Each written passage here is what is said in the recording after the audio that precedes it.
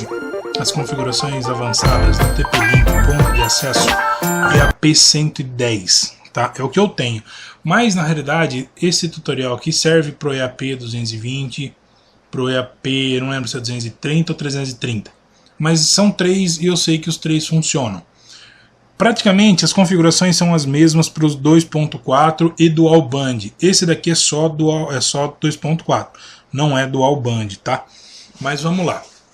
Normalmente esse ponto de acesso eles vêm como PoE e não vem com fonte externa, tipo, não é igual um roteador, então eles vêm com uma fontezinha igual a essa aqui.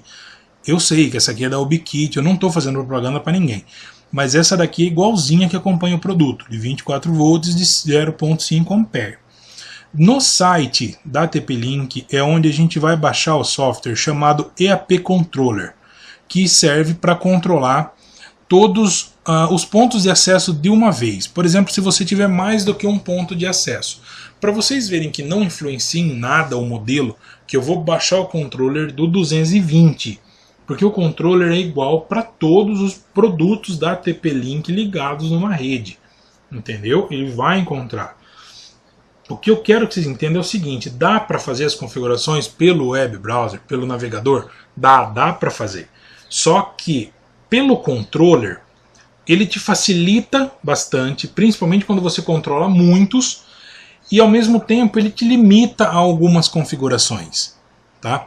Então, a hora que você for baixar ele, verifica se você tem o Windows ou o Linux, baixa para o seu sistema operacional certinho, tá? Aí você vai fazer a instalação. A instalação nada mais é do que ele está criando como se fosse um servidor interno, usando sua máquina, com as portas necessárias para abrir pelo navegador e acessar o seu roteador. Seu roteador não precisa e nem deve estar configurado em nada para que o controller tenha acesso a ele, porque ele usa o usuário e senha, admin, senha admin. Na minha opinião, usando o controller, se você tivesse, por exemplo, mais do que 5 pontos de acesso numa rede corporativa, por exemplo, funcionaria bacana, porque você faz a configuração em um, joga para os outros, como se fosse o UbiKit, o ponto de acesso da UbiKit. Mas o que eu achei vantajoso no TP-Link é realmente a configuração pelo navegador.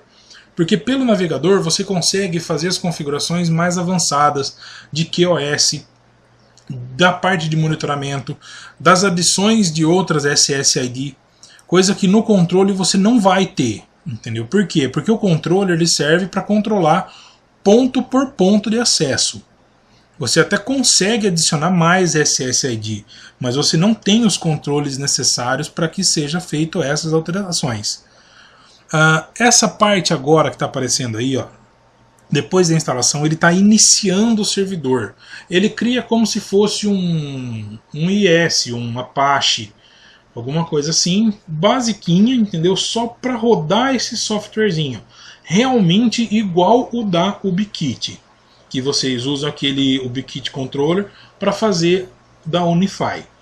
Tá? Em breve talvez eu faça um vídeo sobre o Unify. Tenho alguns aqui, mas ainda não fiz. Então, é o seguinte, depois que ele fizer as configurações necessárias, ele vai abrir sozinho. No início, ele pede para você colocar o usuário e senha, você vai colocar admin e a senha admin. Ele vai pedir um nome do SSID mesmo não encontrando nenhum ponto de acesso. Por quê? Porque quando você configura esse controller e você faz uma adoção de um ponto de acesso, automaticamente ele já dá o nome do SSID e o tipo de criptografia que você colocou nessa instalação do controller, entendeu? É uma coisa muito automática, muito básica e muito fácil de fazer. Não é um bicho de 7 cabeças, não. Então, a partir daí, você, por exemplo, conectou um aparelho novo, fez a adoção, ele já pega o nome da sua rede e já faz funcionar. Esse acesso agora é o acesso pelo controller, tá? Que é o usuário admin e a senha admin. Eu já alterei a senha, vocês vão ver que eu vou escrever mais do que admin aí porque deu errado. Mas é igualzinho, vai colocar admin, no próxima tela ele pediria para você colocar essas informações.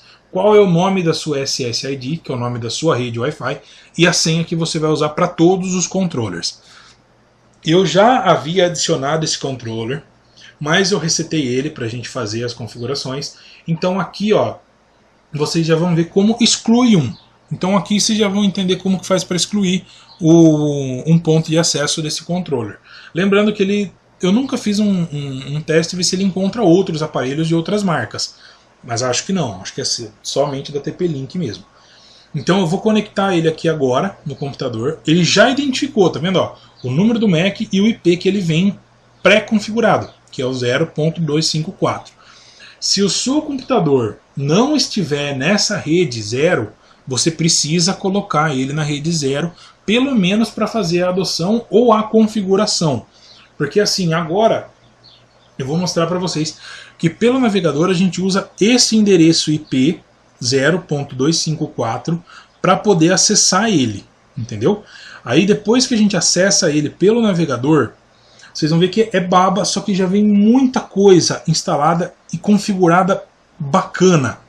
Então eu acho que o controller simplesmente acaba atrapalhando se você é um usuário mais avançado. Se você é um usuário básico, uma pessoa assim de nível médio e nível baixo da parte de TI, o controller vai ser bom, vai ser essencial. Mas se você já é um usuário avançado, se você já trabalha com isso, se você é um profissional avançado nessas informações, então usa apenas pelo navegador, que vai ser melhor. Então vamos lá, usuário admin e a senha admin. Deu o login, ele já vai automático pedir para você alterar. Então você já coloca um novo nome de usuário, pode colocar o admin, não tem problema. Mas o new password, que é a nova senha, tem que ser uma senha diferente dentre as diretivas de segurança que ele pede aí no início. Então deu o login, ali ó, tá vendo que já está com o IP dinâmico, por quê? Porque ele pegou esse IP 0254, ele vem pré-ativado. Se você colocasse no seu switch, que é um servidor DHCP, ele já daria outro. A parte de Wi-Fi, ó, que eu acho bacana, os SSID, se eu não me engano ele está liberado até 16 SSID, se eu não me engano, 16 ou 6, mas dá para vocês colocarem quanto quiserem, um monte, entendeu? E embaixo já vem um pré, que é o dele, que dá apenas para a gente editar ele, a gente troca o nome, põe ali se vai funcionar ou não, qual tipo de segurança que a gente vai usar, se a gente colocar, por exemplo, WPA, TKIP, AES, qual tipo de criptografia, qual vai ser o password, entendeu? Quanto tempo ele vai ficar com essa senha, tudo bonitinho, mesma coisa como se fosse um ponto de acesso padrão, mas lembrando que a performance desse EAP é o diferencial dele, entendeu? O diferencial dele é que ele suporta, se eu não me engano, até 80 pessoas. Existe uma parte aqui, ó, chamada portal. Esse portal que é bacana. Se vocês habilitarem esse portal e por algum acaso dentro da sua rede vocês já trabalham com um hotspot ou algum tipo de cadastro para ter acesso ao Wi-Fi, vocês podem fazer um redirecionamento. Esse tipo de autenticação, ó, se ele vai fazer a autenticação local ou não, o redirecionamento é qual IP e porta que ele vai direcionar. E ele aparece uma coisa básica, tá? Então ele não vai ficar salvando usuários e senhas e não vai fazer o suporte do marco civil. Não é essa a intenção. Mas se vocês já tiverem isso daí, é aí que você faz a padronização dele. Depois tem a parte do MAC, parte de Shoulder, se vocês habilitarem, tá? Se não habilitar, não tem por que habilitar ela. O QoS, que eu achei incrível, que já vem com as diretivas certas para cada função, que já está habilitado, entendeu? Então não tem o que a gente mexer, porque as configurações básicas dele já é uma configuração básica, a não ser que vocês tenham outras prioridades na sua rede, então vocês trabalham em cima da QoS. A parte de monitoramento, dá para a gente saber as listas de AP que tem ali, as listas de usuário, as SSID que a gente criou, quem está em cima de cada SSID, tudo isso daí. O management, que é os logs do sistema, que dá para habilitar e não habilitar os logs. o servidor, quem vai ter acesso, em qual porta. Se vocês forem alterar as portas do ponto de acesso, não estamos mexendo no controller, hein? A gente está mexendo no ponto de acesso, não esqueça disso. Uma coisa interessante é que, de todas as configurações que vocês fizerem e apertar em salvar, ele não salva automaticamente. Porque ele só vai aplicar isso quando você reiniciar o ponto de acesso. Tá? Que é aqui, ó, reboot e restart. Cuidado aqui. Mas depois que vocês apertarem salvar, apertem reboot e aí ele aplica todas as configurações que vocês precisam. É aí que vocês têm que alterar o IP. Se sua máquina tiver um IP paralelo ao 0, numa classe A ou classe B, vocês têm que pôr ela no IP 0, que é a classe C, para que funcione. Tá? Então aqui é o seguinte, beleza, funcionou lá, bonitinho. Mas vamos supor que vocês querem fazer a adoção e trabalhar no controle, porque vocês têm N pontos de acesso. Então vocês vão apertar em adotar. Já de cara ele dá erro. Por que ele dá erro? Porque o primeiro erro ele dá porque ele tenta sempre com admin. Essa senha que a gente está colocando, ó, lembra que não é mais admin. Porque a gente acessou pelo navegador e trocou essa senha admin. Então a gente põe a senha que a gente pôs lá no navegador do ponto de acesso. Fez a adoção, tá vendo? Aqui ó, ele está provisionando. O que é isso? Ele tá em modo standby, por exemplo, assim, ele está esperando as configurações do controller para que ele comece a funcionar. Você está vendo que aqui ele tem duas opções de 2.0 GHz e o 5 GHz. Como o nosso ponto de acesso não tem 5 GHz, ele não dá a possibilidade de configuração. Então quando a gente aperta no ponto de acesso, nada acontece. Essas configurações é assim, ó, aí é o IP ali, o rádio, tá vendo lá que não tem nada em 5 GHz. Aí as configurações que o nosso Wi-Fi vai funcionar. O load balance, que se vocês habilitarem, vocês sabem trabalhar com isso daí. Essa rede corporativa, ó, foi o nome da minha SSID que eu pus na instalação do controller. Então ele já pegou esse nome corporativo. Só que se a gente apertar nesse action aqui, ó, que é o editar, a gente muda só desse ponto de acesso se a gente quiser que ele seja diferente, entendeu? Então dá para fazer tudo pelas configurações. Depois que vocês fizeram, tá vendo que tá dando conectado ali bonitinho. Depois que vocês fizeram isso daí, dá um reboot lá. E ó, olha que interessante essa parte. Vocês fizeram a adoção, ele já não deixa mais vocês mexerem na parte do navegador. Ele dá proibido. Por quê? Porque quem controla esse ponto de acesso agora é o controller, não o navegador mais.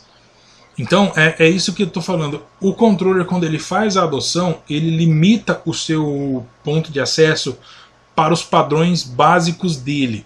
Então se você é um avançado, um técnico avançado, então vocês vão entender o que eu estou falando de trabalhar pelo navegador.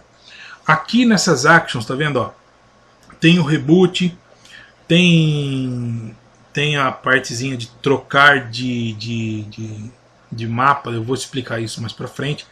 Ali em cima, onde tem o sair, a engrenagemzinha, que é configurações, e do lado o atualizar. Esse atualizar, a hora que eu coloco o mouse lá em cima, vocês podem ver que ele tem para vocês atualizarem manualmente, que é o que tá, que ele só vai atualizar quando eu aperto, 1 segundo, 3 segundos, 1 minuto, 2 minutos, 5 minutos. O que é isso? Se vocês estão fazendo constantemente essas configurações, vocês vão apertar para ele ficar atualizando. Você viu que a hora que eu apertei em atualizar, ele apareceu conectado, porque ele aceitou as configurações minhas do Wi-Fi, ele aceitou todas as configurações que eu coloquei e já deu conectado. Então ele está estável e funcionando.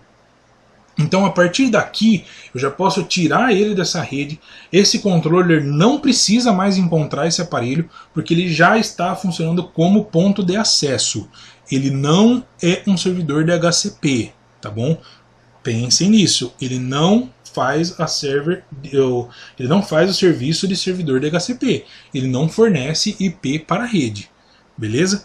Aqui a parte de mapa para vocês brincarem e ver onde tem. E ali em cima, se vocês quiserem, por exemplo, tem vários lugares com vários pontos e criem vários e coloquem o que vocês precisam.